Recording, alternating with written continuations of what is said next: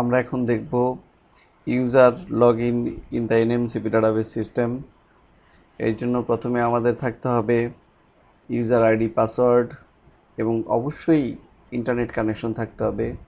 এখন আমরা internet explorer অথবা মোজিলা ফায়ারফক্স যে কোনো একটা ওয়েব ব্রাউজার ওপেন করে তার অ্যাড্রেসে আমরা লিখব www.nmcp.gov.bd লিখে আমরা এন্টার চাপবো।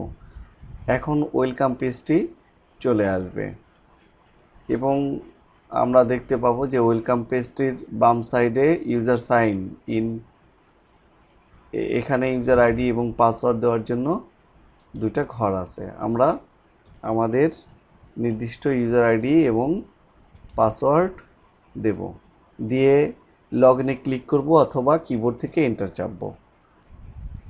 আমার যদি ইউজার আইডি এবং পাসওয়ার্ড ঠিক থাকে তাহলে সিস্টেম ডাটাবেজে ঢুকতে দেবে, অন্যথায় বলবে ইনভ্যালিড ইউজার, একটা মেসেজ চলে আসবে।